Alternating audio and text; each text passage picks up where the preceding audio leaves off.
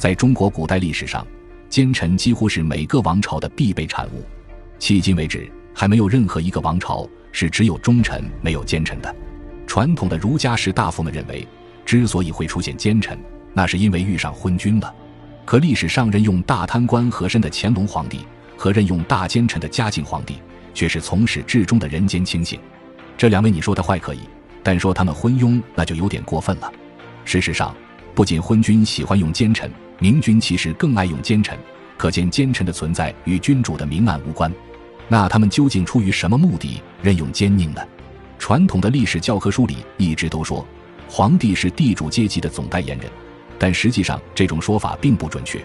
皇帝从来都是一个独立地位阶级，一个只有一个人的阶级，他并不属于地主，也不属于人民，他就是他。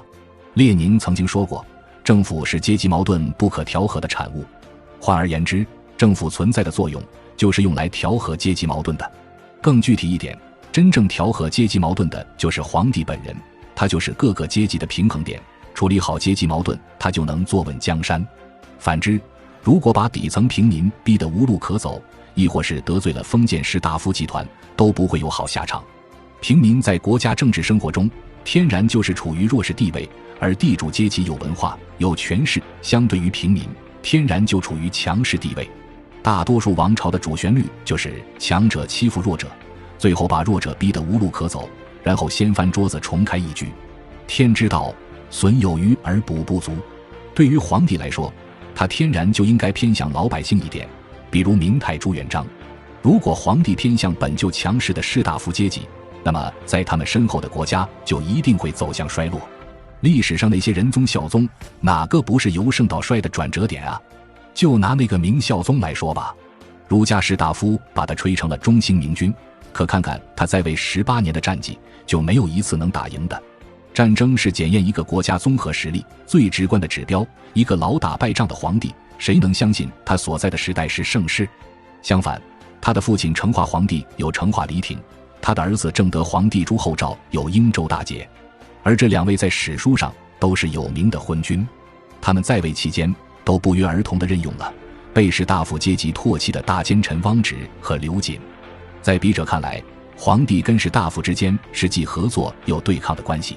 一方面，皇帝需要士大夫阶级的支持来镇压广大农民，唯其如此，他们才能实现少数人占据多数资源的目的。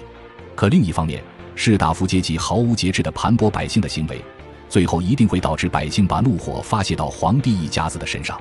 因为士大夫只是一个概念，而皇帝是一个实实在在的人，你要讨债总不能去找一个概念吧。等旧的王朝被推翻之后，士大夫们换一个老板继续打工，大家接着奏乐接着舞。对于皇帝来说，好处你们全占了，最后却要我来背黑锅，天底下哪有这么好的事？于是皇帝为了自身的利益，他就必然会打击士大夫集团，不能让他们过度膨胀，这就注定了君臣关系从来都不可能一团和气。可皇帝要如何才能压制大臣集团呢？有人说那还不简单，皇帝是95至尊，想杀谁就杀谁，想关谁就关谁，想干什么就干什么，有什么是一道圣旨解决不了的呀？如果这样想就太肤浅了。权力的大小不在于法律赋予你多大的权力，而在于你有多少人。就拿明朝崇祯皇帝来说吧，袁崇焕、孙传庭这些封疆大吏，他说杀就杀，想关就关。很多人以此来论证明朝末年的皇权还是很强大的，是历朝历代最强的。可问题是，这位杀封疆大吏如屠猪狗的崇祯皇帝，却偏偏收不上江南地区一个铜板的商税。可见皇权强大与否，不在于你是否能杀某个具体大臣，而是看你能否对抗官僚集团。杀掉某个大臣是没用的，官僚集团随时都有可能推出自己的代言人，用来用去其实都是他们的人，你对付的政策一个字都别想执行下去。所以问题的关键是你得有自己的人。皇帝说到底只是一个人，能处理的事情非常有限，就算赋予他天大的权力也没用，必须要有其他人作为权力的触角去执行他的意志，皇权才能运行无碍。而一般执行皇帝意志的就是遍布整个帝国的官僚机构。可我们前面说过，这帮人跟皇帝之间有利益冲突，凡是皇帝用来抑制他们的政策，他们肯定不会执行。所以皇帝需要完全听命于自己的人，去贯彻自己的意志。而可以供皇帝选择的有以下几种人。第一，也是最稀缺的一种，就是文官集团中的叛徒。朝廷官员大多数都是从官场中千锤百炼后脱颖而出的高级知识分子，这些人能不能干事尚且不说，但是搞政治斗争个个都是行家里手，皇帝一个人跟他们过招往往难以招架。最好的办法就是找一些熟悉他们套路的人跟他们打擂台。可文官集团往往会以师生、童年相依为纽带，盘根错节，组成一张密不透风的关系网。就算某个人得罪皇帝被贬官了，但这位烈士的家属一定会被省府州县各级同志照顾。有这些人脉在，只要不是诛九族这种极端情况，自己的后代子孙一定可以出人头地。可你要是站在皇帝那边跟同志们作对，那抱歉，天地之大将不会有你的容身之所。不但你自己会被笔杆子们黑成奸臣，你的子子孙孙也会被挂上黑名单，永无出头之日。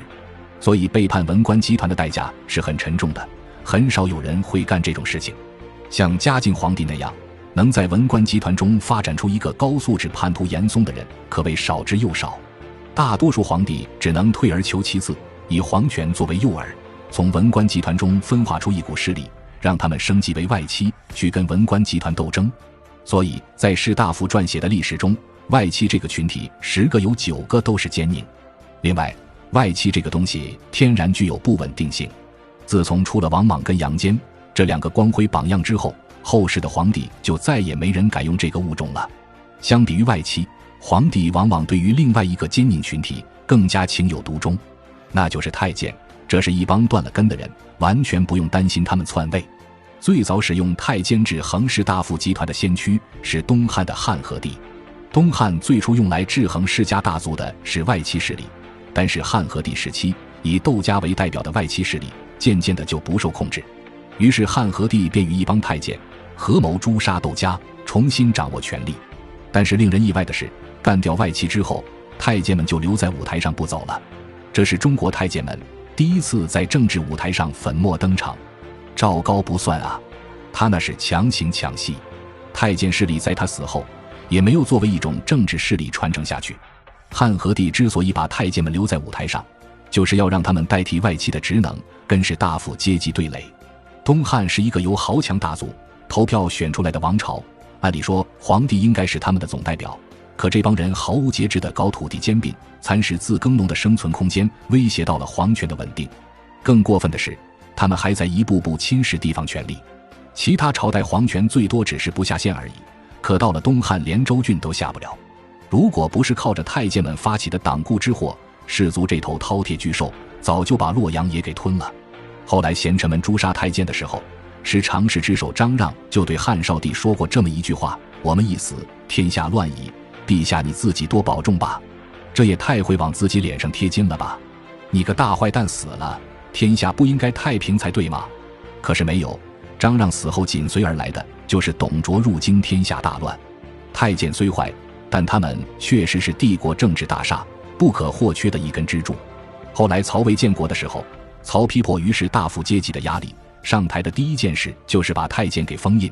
曹丕规定，其换人为官者不得过诛属令，也就是说，太监撑死不过是个局级干部。如果当年有太监集团在，曹魏说什么也不至于那么轻松就被司马懿给偷了家呀。从三国到隋朝，世家大族的势力发展到了无法遏制的地步，太监势力在这几百年里一直都处于蛰伏状态。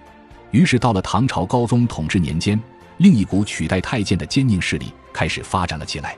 由于高宗李治当年就是以长孙无忌为代表的关陇集团一手扶持上台的，在高宗统治初期，长孙无忌集团一手遮天，大肆屠戮宗室，排除异己，给年轻的高宗留下了很深的心理阴影。于是高宗李治不得不启用后宫势力来平衡朝局。在李治看来，太监名声太臭，而女人跟太监一样也是不能当皇帝的，所以他大胆启用自己的老婆武则天来跟长孙无忌打擂台。长孙无忌垮台后，李治对大臣依旧不放心，生怕哪个人会变成下一个长孙无忌。再加上他本人体弱多病，于是继续放任武则天掌权，无论朝野如何攻讦武则天，他都不为所动。可无情的现实最后还是打了李治的脸，他没想到这个老婆竟然真得做了皇帝。武则天的成功经验给后世的历代皇帝留下不小的心理阴影，从此对后宫干政严防死守，以至于后来有些唐朝的皇帝干脆连皇后都不立了。兜兜转转一大圈，唐朝皇帝们发现还是那帮太监们家比最好。在安史之乱后，这些皇权的忠实伙伴再次回到了历史舞台上。虽然他们在此后隔三差五地就杀皇帝，可皇帝还是不舍得把他们废掉。原因很简单，太监们只是杀皇帝而已，并没有篡夺皇权，杀来杀去龙椅上坐着的都是姓李的呀。上述几类人虽然曝光度极高，但奸臣界真正的实力担当却不是他们，而是另外一群叫聚敛之臣的人。在古代，随着王朝进入晚期，财政收入会逐年减少，而国家支出却在日益扩大。皇帝为了填补财政赤字，往往会任用奸佞去帮他们捞钱。有史可载，最早干这件事的是西周时期的周厉王。他任命大臣荣夷公大搞专利政策，想把山川江湖的资源收归国有，但这次伟大的国有化运动最终以失败告终了。到了唐玄宗开元盛世的时候，由于府兵制崩坏，国家不得不代之以募兵制，政府支出因此急剧上升。自那之后，唐玄宗开始贬斥贤臣，任用以李林甫、杨国忠为代表的聚敛之臣帮自己捞钱，最终把大唐搞得乌烟瘴气。那唐玄宗知道这些人是坏人吗？知道的。晚年在四川的时候，他就跟大臣房婉逐一复盘了开元天宝年间的宰相。在谈到李林甫的时候，唐玄宗就直言不讳地说，这是个奸佞小人。房婉反问，既然知道他不是东西，为什么还要用？唐玄宗无言以对。其实哪里是无言以对，只不过有些话不好明说罢了。如果没有这些聚敛之臣，唐玄宗都不用等安史之乱了，早在开元盛世后期就已经崩溃了。有意思的是，自唐朝之后，以后的宋元明清每一朝几乎都要出一个聚敛之臣。比如宋朝神宗时期的王安石，元朝世祖时期的权臣阿合马，明朝末年的9000岁魏公公，清朝乾隆时期的和珅。这些人无一例外都是在正常国家财政体系运转出现问题后，登上历史舞台，然后以非正规手段攫取财富。有朋友也许会说，王安石怎么是聚敛之臣呢？这是衙案高洁的大诗人、大改革家呀。事实上，在梁启超为王安石犯之前，老王在史书中的角色就是个聚敛之臣。他的那些个青苗法、示意法全都是奔着捞钱去的。但是与太监外戚这些可以贯穿整个王朝的奸臣不同，聚敛之臣可以说是百年难得一见。如果没有高超的捞钱天赋，没有一个明君背后支持，是做不久的。